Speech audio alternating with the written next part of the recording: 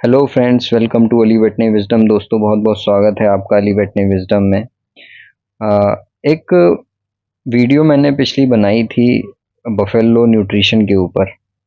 उसमें एक हमारे सब्सक्राइबर ने एक जिनका नाम शिवांशु तिवारी है, इन्होंने कमेंट किया कि सर मेरी बच्चियाँ 6 महीने की हो गई है लेकिन वो ठीक से खाती नहीं है। मैं पूरा कमेंट पढ़ता हूँ कि सर मेरी साहिवाल बच्चियाँ 6 मंथ की हो गई है पर ज़्यादा खाती नहीं है और दूध पर आश्रित है, क्या करें सर? देखिए, ये जो पॉइंट है ये सिर्फ इनका ही नहीं है, बहुत सारे ऐसे फार्मर्स हैं जो इस चीज़ को देखते हैं। उनके एनिमल ठीक से डेवलप नहीं हो पाते हैं क्योंकि उन्होंने शुरू में उन एनिमल्स की सही से फीडिंग नहीं की है। ऐसा होता क्यों है ये बताता हूँ। और ऐसा मतलब एनिमल ठीक से मतलब जब उसे दूध छुड़वाते हैं, सीधा-सीधा मैं आपको बताऊँ, या दूध छुड़वाने का टाइम होता है तो उसके बाद एनिमल ग्रो नहीं करता है। उसे फीड देते हैं लेकिन वो ठीक से फीड नहीं खाता है और फीड ना खाने की वजह से उसकी ग्रोथ रुक जाती है दूध छुड़वाने के बाद।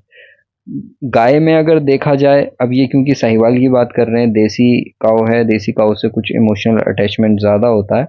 लेकिन अगर हम किसी और जानवर की भी बात करें, जैसे गाय है, एक्सोटिक काउज़ होती हैं या क्रॉस ब्रेड है, एचएफ, जर्सी वगैरह है, या भैंस है इवन, तो ये भेड़-बकरी भी हैं, उनमें सब में र्यूमेन का स्ट्रक्चर एक जैसा होता है, अंदर से जो पेट होता है वो सबका एक जैसा होता है और उनका डेवलपमेंट भी एक जैसा ही होता है। लेकिन देसी गाय को मैं ये समझता हूँ कि ये ज़्यादा लाड प्यार करते हैं और एनिमल को अच्छे से ही रखना चाहिए, चाहे वो कोई भी एनिमल हो, तो उसे दूध पिलाते हैं। हालाँकि 3 महीने तक दूध पिलाना सफिशिएंट है, लेकिन उसके बाद दूध पिला रहे हैं तो वो फिर ज़्यादा उसे ज़रूरत नहीं है उस चीज़ की, तो वो वेस्टेज ही हो जाता है। प्रिय डेयरी फार्मर्स, अब समय आ गया है कि आप पुराने तौर तरीकों को छोड़कर डेयरी फार्मिंग की मॉडर्न साइंटिफिक प्रैक्टिसेस को सीखिए, जो आपके लिए उन्नति की नई राहें खोलें। डेयरी फार्मिंग पुराने ढर्रों से निकलकर दिन प्रतिदिन तकनीकी रूप से विकसित हो रही है। इसके लिए अली वेटरनरी विजडम आपके लिए लेकर आए है एक full online dairy farming course, जिसे करके आप बेसिक डेयरी फार्मिंग की जानकारी से लेकर एडवांस आधुनिक तकनीकें भी सीख पाएंगे। इस कोर्स में आप मॉडर्न डेयरी काउ ब्रीड्स के बारे में जानेंगे, डेयरी फार्म और infrastructure, transition cow management, cow nutrition, feed formulation, calf management, heifer के तैयार करने का तरीका, मस्टाइटिस, डिजीज कंट्रोल आदि। इस कोर्स में नोट्स के साथ 150 से अधिक वीडियो हैं, जिनकी लाइफ टाइम वैलिडिटी है। मतलब सिर्फ एक बार खरीद कर कोर्स आपका, जिसे आप जब चाहें और जितनी बार चाहें देख सकते हैं। इस कोर्स पर डिस्काउंट का लाभ उठाने के लिए गूगल प्ले स्टोर से अभी हमारे ऐप अली वेटरनरी विजडम को डाउनलोड कीजिए, जिसका लिंक वीडियो के डिस्क्रिप्शन में भी दिया गया है। तो यहाँ पर बात यह है कि उसको दूध पिलाया गया, दूध पर ये बात अच्छी मतलब होती है कि दूध पर ग्रोथ जो है काफ की बहुत अच्छी होती है जब तक वो दूध पीता है, क्योंकि दूध हाईली न्यूट्रिशियस होता है, उसके अंदर प्रोटीन भरपूर होते हैं, फैट होता है ना, लैक्टोज होती है जो एनर्जी प्रोवाइड करती है, मिनरल्स, विटामिन सभी कुछ होता है, तो उस पे एनिमल बहुत अच्छा परफॉर्म करता है। तो यहाँ पर बात ये होती है कि पशु या काफ जो पैदा हुआ है वो अपना कॉम्प्लेक्स स्टमक लेके पैदा होता है, वैसा ही स्टमक होता है इसका जैसा एक बड़ी गाय के अंदर होता है। आपको पता है बड़ी गाय के अंदर र्यूमेन होता है, एक पेट के अंदर एक बड़ा सा ऑर्गन होता है थैला जैसा, जिसके अंदर सारा घास फूस जो भी एनिमल खाता है वो उसके अंदर चला जाता है, फर्मेंट होता है, फर्मेंटेशन से वो फिर डाइजेस्ट होता है, मतलब बैक्टीरियल फर्मेंटेशन से। लेकिन जो काफ होते हैं उनके अंदर ये र्यूमन डेवलप नहीं होता है, और जो काफ अभी अभी पैदा हुआ है, मान लीजिए 1-2 दिन का ही है, उनके अंदर तो बिल्कुल ये अंडर डेवलप्ड रहता है र्यूमन वाला पार्ट। लेकिन र्यूमन का पार्ट, यहाँ पर ये बात समझने की ज़रूरत है कि ये कॉम्प्लेक्स स्टमक एनिमल्स हैं। कॉम्प्लेक्स स्टमक का मतलब ये है कि इसके अंदर 4 पार्ट होते हैं, एक र्यूमेन होता है, एक रेटिकुलम होता है, र्यूमेन रेटिकुलम आपस में जुड़े हुए होते हैं, इसके बाद ओमेसम आता है, ओमेसम के बाद एबोमेसम आता है, और फीड इसी सीक्वेंस में आगे बढ़ता है। पहले र्यूमेन के अंदर जाएगा, फिर मतलब र्यूमेन रेटिकुलम के अंदर जाएगा, फिर ओमेसम के अंदर जाएगा, ओमेसम के अंदर से होता हुआ फिर वो एबोमेसम के अंदर जाता है, फिर स्मॉल इंटेस्टाइन या जिसे आंत कहते हैं, छोटी आंत बड़ी आंत से होता हुआ फिर वो बाहर निकल जाता है जो डाइजेस्ट नहीं होता। तो ये चीज़ जो है र्यूमेन, ये काफ के अंदर डेवलप नहीं हुआ होता है। लेकिन र्यूमेन ही वो ऑर्गन है कि जब काफ चारे पर आएगा तो वो र्यूमन अगर डेवलप नहीं हुआ होगा तो वो घास फूस को पचा नहीं पाएगा, जो मेन उसका फीड है, क्योंकि 3 महीने तक ही तो दूध पिलाना है, पूरी जिंदगी तो पिलाएंगे नहीं हम। तो होता क्या है कि वो र्यूमन दूध पिलाने के चक्कर में, क्योंकि फार्मर क्या देखता है कि दूध तो ये पी रहा है और अच्छे से ग्रो कर रहा है, तो उसे और दाना चारा नहीं दिया जाता है, और दाना चारा ना देने की वजह से जो र्यूमेन वाला पार्ट है, जो वो बाद में चल के मतलब जो फीडिंग की जगह लेने वाला है, उसे डेवलप नहीं किया जाता, या वो डेवलप हम नहीं होने देते हैं, क्योंकि हम दूध उसे पिला रहे हैं एनिमल को, दूध से उसकी ग्रोथ तो हो रही है, और जब ग्रोथ हो रही है, एनिमल बढ़ रहा है, तो ज़्यादा ध्यान नहीं दिया जाता है इस चीज़ के ऊपर। लेकिन 3 महीने के बाद, 4 महीने के बाद, या इस वाले केस में जैसे इन्होंने कहा कि 6 महीने हो गए हैं, तो वो चीज़ हमें बदलनी होती है, उसे घास फूस की डाइट पर लेकर आना होता है, फाइबर की डाइट पर, सेलुलोज की डाइट पर उसे लेकर आना होता है। लेकिन क्योंकि उस दौरान र्यूमेन डेवलप नहीं किया है हमने, तो वो र्यूमेन डेवलप प्रॉपर ना होने की वजह से एनिमल उसके प्रॉपर फीड पर, या जो मेन फीड है उसका दाना और चारा, उस पर एनिमल स्विच नहीं होता है, क्योंकि उसका अंदर से पेट ही उस प्रकार से डेवलप नहीं हुआ है, उस प्रकार से नहीं बना है जैसा उसे बनना चाहिए था। ठीक है, तो वो क्या कमी रह जाती है कि हम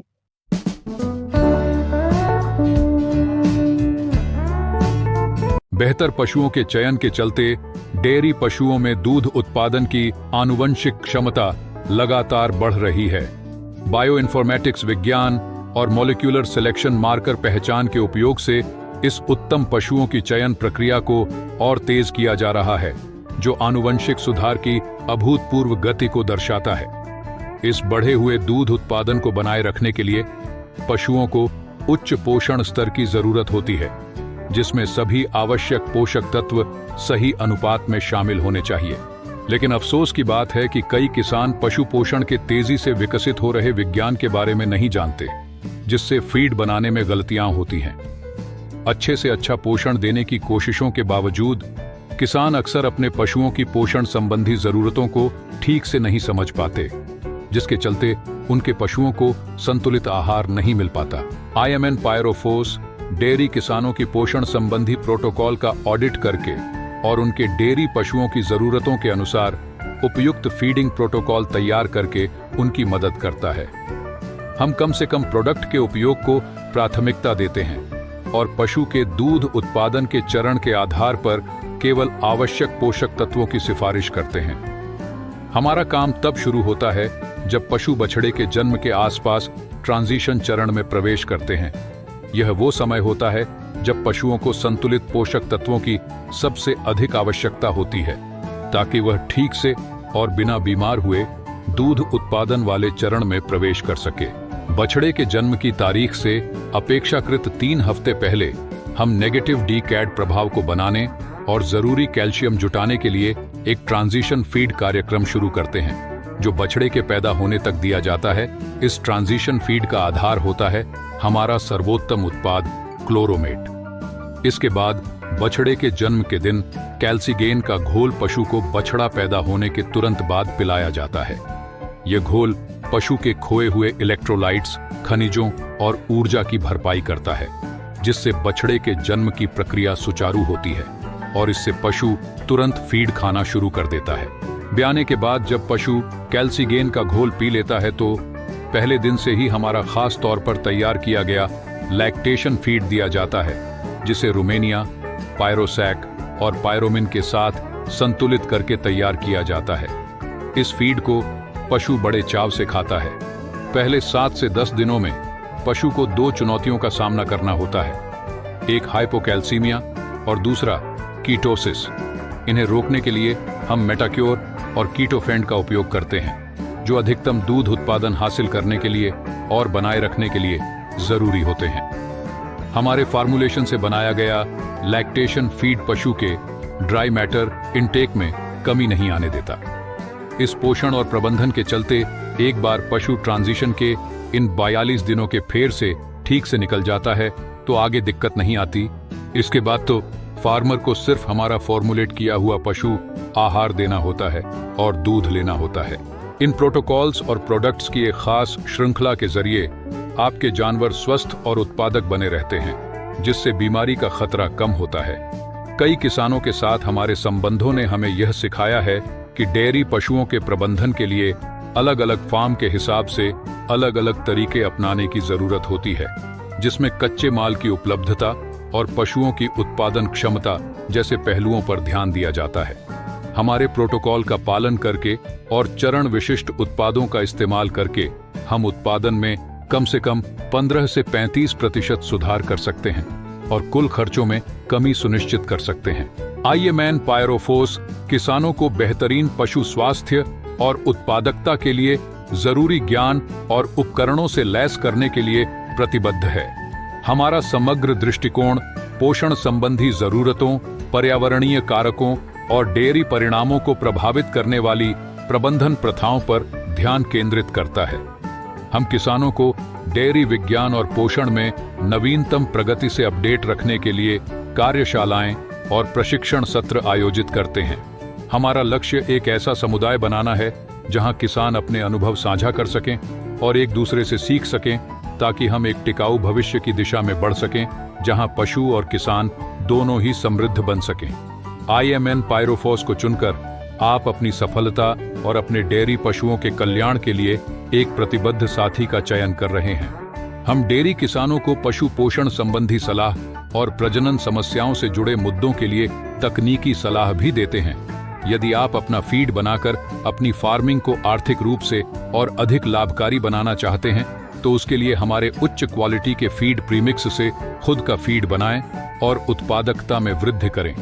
अधिक जानकारी और उत्पाद की उपलब्धता के लिए कृपया हमारी वेबसाइट www.imnpyrophos.in पर जाएं या 9871584101 पर व्हाट्सएप के माध्यम से संपर्क करें। ठीक है, तो वो क्या कमी रह जाती है कि हम टाइम से पशु को या उस काफ को जिसे हम बड़ा कर रहे हैं दूध तो देते रहते हैं, लेकिन टाइमली हम उसे दाना और चारा देना नहीं शुरू करते हैं। धीरे धीरे हमें ये तरीका अपनाना चाहिए कि हम उसे मतलब सूखा चारा देना शुरू करें। घास फूस हमें नहीं देनी चाहिए शुरुआत में, मतलब जैसे 7 दिन या 10 दिन का एनिमल होता है तो सूखी घास अच्छी क्वालिटी की वो देनी शुरू करनी चाहिए, जिससे क्या होता है कि जब अंदर जाता है ये फाइबर वो उसे बिल्कुल पचा नहीं पाएगा, मतलब इतना अच्छे से पचाएगा नहीं, लेकिन वो चीज़ जाके उसके पेट में, उसके र्यूमेन में उसे स्ट्रेच करेगी और उस ऑर्गन को डेवलप होने में मदद मिलती है। साथ साथ जो र्यूमेन की वॉल होती है, जो पेपिला होते हैं, जो आगे चल के जो भी चीज़ें उसमें बनाई जाती हैं, मतलब र्यूमेन में बनती हैं, जो वोलेटाइल फैटी एसिड बनते हैं, अमोनिया होती है, वो सब चीज़ें फिर र्यूमेन की वॉल से एब्जॉर्ब भी होती हैं। उसके लिए पेपिले के डेवलपमेंट की ज़रूरत होती है, जो कि ब्यूटायरिक एसिड या ये कहिए कि जो हम उसे ग्रेन्स देते हैं उनकी वजह से वो डेवलप होता है। तो एक बैलेंस दिया जाता है, बैलेंस फीड दिया जाता है र्यूमेन को डेवलप करने के लिए। इस बात को ध्यान में रखकर कि जब 3 महीने बाद ये बछड़ा या बछिया अपना फीड मतलब दूध को छोड़ेंगे या हम दूध छुड़वाएंगे, तो ये कम से कम इसकी ग्रोथ ना रुके, मतलब इसका जो दूसरा वाला पेट है जिसे र्यूमेन कहते हैं, जो अंडर डेवलप था, जो पूरा डेवलप नहीं हो पाया था, उस मतलब ऑर्गन को डेवलप करने के लिए हम ये सब चीज़ें देते हैं। तो की पॉइंट यहाँ पर ये है कि जब आपका बछड़ा 1 हफ्ते का हो जाए तो आप उसे कुछ कंसंट्रेट दाना in the form of grains दे सकते हैं, मक्का, गेहूँ, दलिया, ये सब चीज़ें मतलब शुरू करनी चाहिए। और साथ साथ हे, जो सूखी हुई घास होती है वो, और स्ट्रॉ देना चाहिए। हरी नरम मुलायम घास या साइलेज नहीं देना चाहिए। ठीक है, तो 2 चीज़ें आपको हफ्ता या 10 दिन से शुरू कर देनी चाहिए। इस टाइम जब आप ये फीड करते हैं, उसे शुरू करते हैं, तो उसका र्यूमन और रेटिकुलम और ओमेसम धीरे धीरे डेवलप होना शुरू कर देते हैं, और इन्हें डेवलप होने में कम से कम 3 महीने लगते हैं। तब तक आप उसे दूध पिलाते रहते हैं। ये वाला फीड जो दिया जाता है, जो मैं आपको कह रहा हूँ, ये सूखी घास या भूसा या कंसंट्रेट, ये इस वजह से दिया जाता है कि र्यूमेन डेवलप होता रहे। ठीक है, तो जब हम 3 महीने बाद उसे दूध से छुड़वाएंगे, जब 3 महीने तक दूध पीता रहेगा तो वो बढ़ता रहेगा, ग्रोथ होती रहेगी उसकी काफ की। दूध नहीं है तो मिल्क रिप्लेसर दे सकते हैं, वो ज़रूरी होता है ग्रोथ के लिए। लेकिन जब 3 महीने बाद ये मिल्क रिप्लेसर या दूध हम उससे छुड़वाएंगे तो एनिमल का रूमेन डेवलप हो चुका होगा और वो इसे टेक ओवर कर लेगा, मतलब डाइजेशन को ये कंसंट्रेट, काफ स्टार्टर, घास या साइलेज, उस टाइम से तो साइलेज भी देना शुरू कर देते हैं 3 महीने के बाद से, तो वो उसे टेक ओवर करेंगी। तो आपके एनिमल की ग्रोथ पे फर्क नहीं पड़ेगा क्योंकि र्यूमेन उसे डाइजेस्ट करने के लिए तैयार हो चुका होगा। इस वाले केस में क्या हुआ है, इस वाले केस में इन्होंने दूध इसे पिलाया है और इतना टाइम तक दूध पिलाया है और उसकी ग्रोथ तो हो ही रही होगी, लेकिन प्रॉपर र्यूमन नहीं डेवलप हो पाया है। हालांकि मैंने इनसे बात नहीं की है, लेकिन इन वाले केसेस में ऐसा ही होता है। तो र्यूमन डेवलप ना होने की वजह से पशु खाना भी नहीं खा रहा है, मतलब खाना भी नहीं खाता है। अगर हम देखें एडल्ट एनिमल का और काफ का, अगर देखें दोनों का, तो एडल्ट एनिमल में र्यूमन मतलब इनकी दोनों की कॉम्प्लेक्स स्टमक होती है। काफ के अंदर अंडर डेवलप होता है, र्यूमन बड़ा डेवलप नहीं हुआ होता। लेकिन एबोमेसम वाला पार्ट जो होता है वो ज़्यादा मतलब बना हुआ होता है या डेवलप होता है। लेकिन एडल्ट एनिमल के अंदर र्यूमन का पार्ट 70% होता है और एबोमेसम का 15%, जबकि काफ के अंदर र्यूमन छोटा होता है, 25% ही रिप्रेजेंट करता है और एबोमेसम बड़ा होता है कंपैरेटिवली। तो जैसे जैसे काफ बड़ा होता है र्यूमन बड़ा होता चला जाता है, उसकी मतलब जो प्रोपोर्शन है स्टमक का वो बड़ा होता चला जाता है र्यूमेन का, और एबोमेसम का छोटा होता चला जाता है। तो ये पॉइंट यहाँ पर रहते हैं। अच्छा, जब हम इसे फीडिंग करनी शुरू करते हैं काफ को, तो धीरे धीरे इसके अंदर के बैक्टीरिया और वो सब भी डेवलप होने लगते हैं, है ना। और वो जब डेवलप होते हैं तो उससे एक ग्रोथ देखने को मिलती है, मतलब वो वहाँ से वोलेटाइल फैटी एसिड एनर्जी के लिए निकलने लगते हैं और वो भी एब्जॉर्ब होने लगते हैं। तो हमें दोहरा उसका बेनिफिट देखने को मिलता है। तो 100 की एक बात यहाँ पर पॉइंट ये है जो आपको समझना चाहिए कि जब आपका काफ पैदा हो उसे दूध पिलाइए, भरपूर दूध पिलाइए जितना वो पी सकता है ना। और अगर दूध नहीं है या नहीं पिलाना तो कम से कम मिल्क रिप्लेसर दीजिए। दूध या मिल्क रिप्लेसर काफ की ग्रोथ को मेंटेन करेगा, जिस तेजी से वो, क्योंकि ये जो शुरुआती दिन होते हैं इनमें ग्रोथ बहुत तेजी से होती है और अच्छी होती है। और खासकर अगर बछिया है तो उसकी ओवरीज डेवलप होंगी, रिप्रोडक्टिव ट्रैक डेवलप होगा, सब चीज़ों का फर्क पड़ता है। तो दूध आप एनिमल को दें, अपने बछड़े को दें, उससे ग्रोथ होगी। लेकिन साथ साथ उसका र्यूमेन भी डेवलप करना है। क्यों? ताकि जब वो र्यूमेन को, ताकि बाद में जब र्यूमेन मतलब उसका दूध छुड़वाया जाए तो र्यूमेन इस कंडीशन में हो कि उसे उसकी ग्रोथ को कम ना होने दे। आप फीड करें, र्यूमेन में डाइजेस्ट हो और एनिमल उस फीड से मतलब न्यूट्रिएंट्स ले, उतने ही न्यूट्रिएंट्स मिले जितने दूध से मिल रहे थे, और वो फिर एनिमल की ग्रोथ पे असर आपको ना दिखे। वो भरपूर दाना चारा भी खाएगा जब उसका र्यूमेन डेवलप होगा। अगर पेट ही नहीं डेवलप हुआ है, आपने उसको ध्यान ही नहीं दिया है, तो फिर वो एनिमल नहीं खाता है। अब यहाँ पर आप देख सकते हैं इसमें इसकी मतलब र्यूमेन जो है, ये वाली जो पहला वाला है, इसमें इसमें सिर्फ दूध दिया गया है एनिमल को। तो र्यूमेन की अंदर की जो वॉल है वो बिल्कुल प्लेन है, यहाँ पर कोई पेपिला नहीं है। दूसरी वाली जो है बीच वाला, इसमें आप देख सकते हैं इस जानवर को दूध और है, सूखी घास दोनों दी गई। और तीसरा वाला जो है इसमें मिल्क और ग्रेन दिया गया। तो ये तीसरा वाला जो है ये सबसे बेस्ट डेवलपमेंट है र्यूमेन का, ठीक है।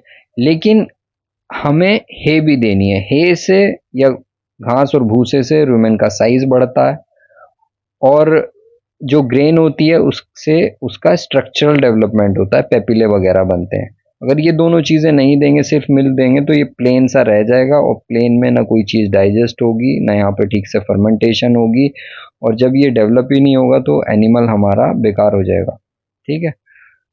तो ये चीज़ रहती है। दूध पिलाना अच्छी बात है, लेकिन साथ साथ उसे भी डेवलप करें, कंसंट्रेट वगैरह और ये सब चीज़ें खिला के। तो यही वीडियो में मुझे बताना था। तो अच्छा सवाल था, मैंने बता दिया। बाकी डिटेल अगर आपको जाननी है तो मैंने ट्रेनिंग में, जो डेयरी फार्मिंग की ट्रेनिंग है, डिस्क्रिप्शन में लिंक दिया गया है ऐप का, ऐप के ऊपर पूरी ट्रेनिंग है, वो आप ज्वाइन कर सकते हैं और काफ़ी सारी ऐसी चीज़ें आपको उसमें जानने को मिलेंगी। Thank you for watching this video. बहुत बहुत आप लोगों का शुक्रिया ये वीडियो देखने के लिए।